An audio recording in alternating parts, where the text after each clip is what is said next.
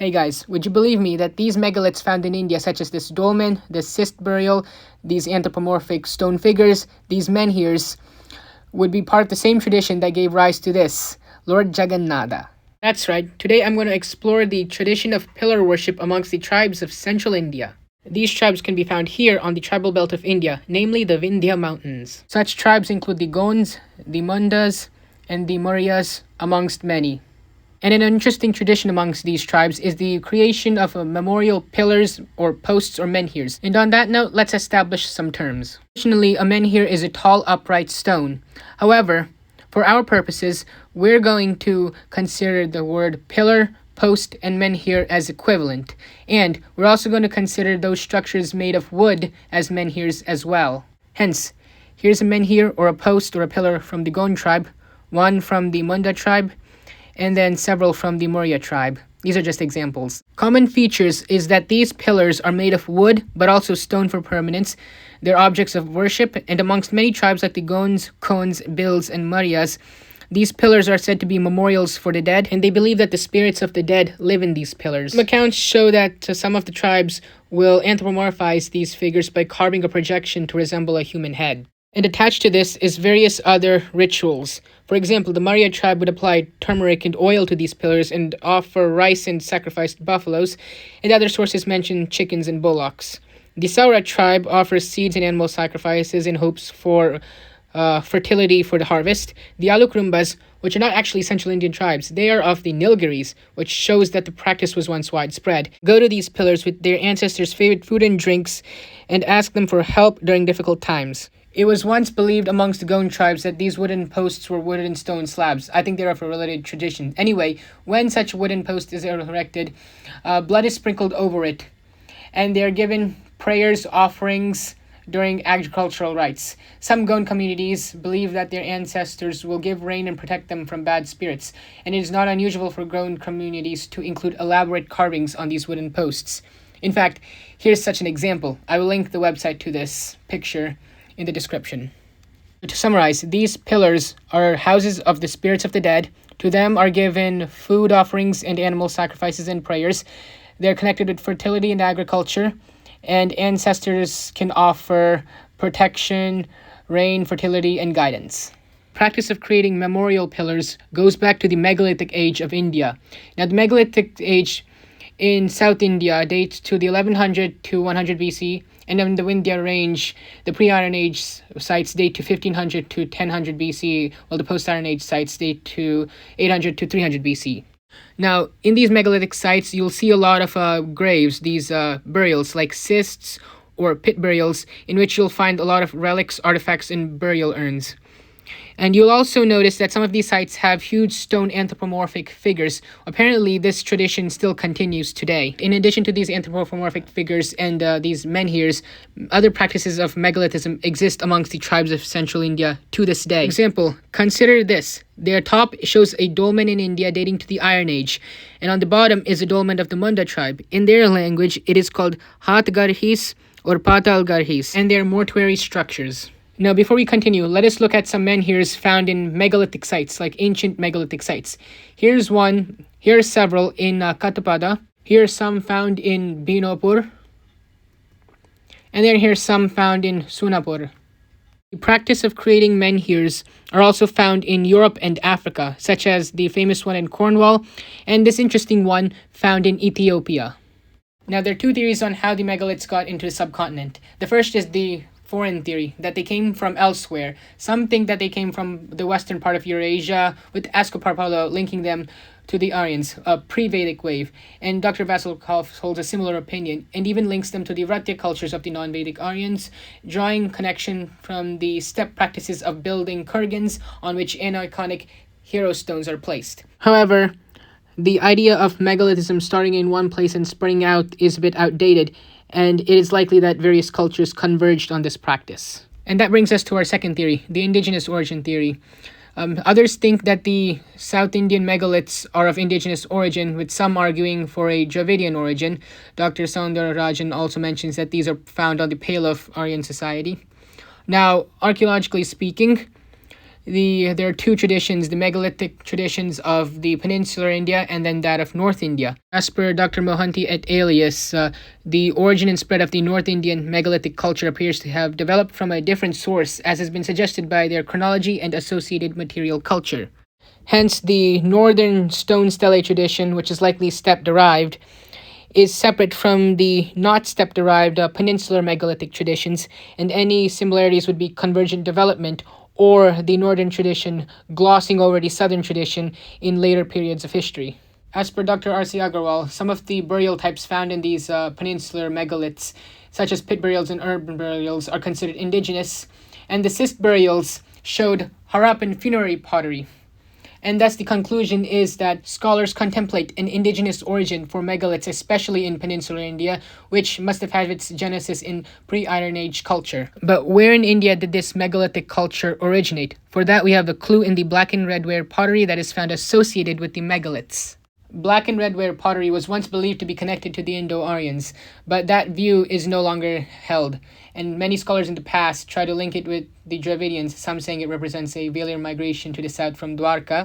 And still, various scholars try to trace its origins to the Harappans, citing similarities in potteries found in Lothal, Ahar, or Malwa. And this is the likely scenario. To quote Dr. R.C. Agarwal, another major component of the Indian megaliths has been the black and red ware. This ware has its antecedents in pre-Iron Age contexts. The black and red ware appears from the Harappan times, especially in Saurashtra, and it is a characteristic ware of the Ahar culture of Mewar, which later on spread to the central India and subsequently evidenced in the western Indian Chalcolithic culture, spreading as far south as Takwada and Bahal in Khandesh of Maharashtra. Thus, the black and red ware culture associated with the peninsular megaliths originated in the part of India circled in red. But I should note as a disclaimer, megaliths are associated with black and red ware, but most black and red ware sites don't have megaliths, meaning that the megaliths didn't spread with the black and red ware. So the conclusion is, while the black and red ware originates in the lower Indus Valley around 3200 BC, some of the black and red ware people moved to central India and South India first, and then afterwards they started building the megaliths. Now here's where it gets interesting. The megalithic practice of making pillars or posts has influence on the Hindu tradition. Now, before we look at our first example, let us briefly look at what is mentioned by Dr. KP Rao. The Maurya and the Goans worship the dead represented by pillars and menhirs, and it is noticed that a further progress towards idolatry is probably indicated by the worship of crudely carved pillars with large circle near the head. This indicates their efforts to identify the venerated object with some human form. Now comes to our first example, our regional Hindu goddess Stambeshwari or Kambeshwari, which literally means the pillar goddess. And if you look at the picture to the left, you could notice a crudely carved pillar with large circle near the head. Admittedly, this might be confirmation bias on my part. Anyway, if you look at the Kambeshwari temples, all are in Orissa, which is a tribal heartland. Various dynasties throughout history would patronize this goddess, starting with Maharaja Tushtikara of 500 AD, the king of Kalahandi region. He was the first patron of Stambeshwari. Then came the Shulki dynasty from 600 to 900 AD. They were the next patrons of the pillar goddess, and they would add Stamba in their names. Then came the Banja dynasty of 900 to 1300 AD, and they themselves were patrons. Interestingly, I think they might be of tribal origin. Apparently, one of their legends mentions that their ancestors hatched from a peahen, and amongst the tribes of central India, it is believed that their ancestors hatched from eggs of birds, depending on the story. Now here's the local legend of Kambeshwari. As per legend, it is said that a goddess appeared in front of Kambamuni in the forest and asked the latter to ensure her being worshipped. Kambamuni took her in as his daughter, and this caused suspicion amongst the passing people because they saw a beautiful girl living with an old man. The goddess decided to reveal herself to the village to save the old man from disgrace and proved her divinity by disappearing from the spot. The goddess then would mischievously frolic with the old Kambamuni till one day the latter got tired of her antics and slapped her. This angered the goddess, who cursed her foster father Kambamuni to die on the spot and that she would be worshipped on the spot in the forest. Now here's my hypothesis on how Kambeshwari became prominent. First, you have the megalithic practice of making posts for the dead, and over time the spirits of the dead became deified as gods if they're of great importance, and they get connected to fertility eventually, especially so if the spirit or deity is female. as they might even get connected to the larger mother goddess worship, and these pillars themselves would become goddesses. And then various kings desiring popular support would worship these goddesses, giving them legitimacy and prominence. The next impact is on the story of Narasimha, namely the part where Narasimha breaks out of the pillar to kill the demon Hiranyakashipu. In the older version of the story, such as the Harivamsa, the pillar motif is not there. Here's what actually happens. Narasimha simply walks into the court of Hiranyakashipu, and then Prahlada tells Hiranyakashipu that that man lion is Vishnu. And then Hiranyakashipu sends his army to kill the man lion, but the man lion kills his army and then ends up killing Hiranyakashipu. No pillar motif seen. So where did it come from? That we need to look to another tribal group of India, the Chensus, of the Simhachalam hill range and the Nalamala forest, namely Sri Sailam and Ahobilam. The Chenchus actually are associated with Narasimha, and it is believed that a Chenchu girl named Chenchu Lakshmi, an incarnation of the power of Lakshmi, married Narasimha. I do not know the origin of this tradition, but let's move on. In the Vishnu Dharmottara Purana, we have this story where a Vishnu devotee named Vishwaksena went to a big mountain where everyone there were worshippers of Shiva. Vishwaksena took bath in a nearby spring, not river. And this is significant because Simhachalam is known for its springs, and it is likely that this place that's being described is Simhachalam. Anyway, the Brahmin Vishwaksena worshipped Krishna, but then the son of a local chieftain, having a headache, asked Vishwaksena to worship the Shivalinga there on his behalf, but Vishwaksena said he's a Vaishnavite, and this angered the chieftain's son, who drew out his sword. Vishwaksena said he'll worship Vishnu as Narasimha, who's the personification of Shiva's anger. The chieftain's son then got more angry and was about to kill the Brahmana, but then Narasimha burst out of the Shivalinga and killed the chieftain's son, and thus saving his worshipper. Now this sounds like the Narasimha breaking out of the pillar motif. Anyway, let's move on. On the left is the lingam of the Varaha Lakshmi Narasimha temple, and it is a very interesting case because it's one of the only cases where Vishnu is worshipped as a lingam. As per the local legend, it was said that Ramanujacharya converted Simhachalam from a Shaivite to a Vaishnavite center, but inscriptions from that place showed that this place was already Vaishnavite by the time Ramanujacharya came there. As per Dr. Suvira Jaiswal, Simhachalam started out as a forest shrine that became a Shaivite center and then later a Vaishnavite center.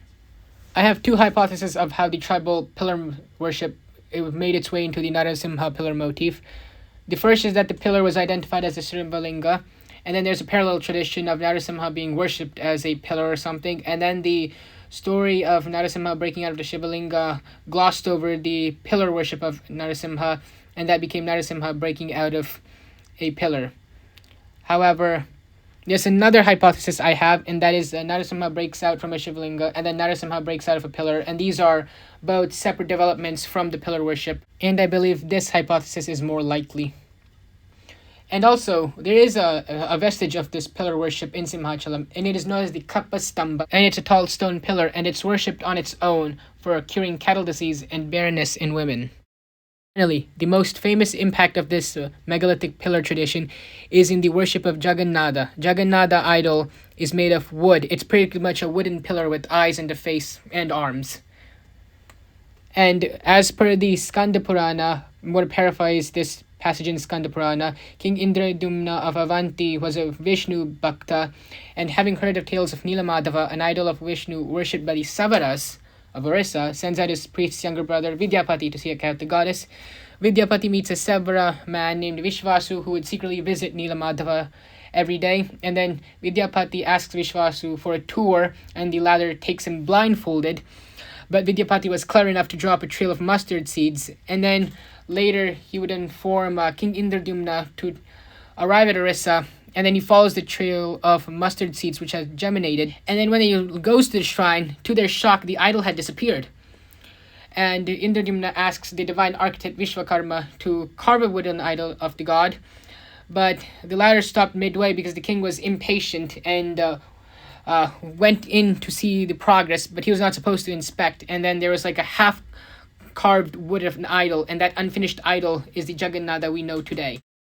Now, here's a specific passage I'm going to quote from Skanda Purana 2.7.82 to 84. It was the voice of those who were talking together on the subject of devotion to the Lord. Therefore Vidyapati became delighted and followed the voice. O Brahmanas, he saw the seat of lighting of the holy shrine. It was known as Shabara Deepika. All around it was surrounded by the houses of Shabaras. The Brahmana went there and slowly entered the premise with great humility. There he saw the devotees of Vishnu holding conch, discus, and iron club. The Shabara tribes mentioned in the Skanda Purana are obviously related to the Saura or Shabara tribes we know today. So here's my hypothesis on the evolution. So a tribal pillar god was identified with Vishnu, that's one hypothesis. Or people made a Vishnu idol in the tribal pillar style. And that brings us to our conclusion that the indigenous megalithic practice of making menhirs or posts or pillars out of wood or stone survived amongst the tribal traditions of Central India and even maybe South India. And these traditions would later on influence Hinduism in the form of Kambeshwari, the Narasimha pillar motif, and the worship of Jagannatha. Thank you for watching.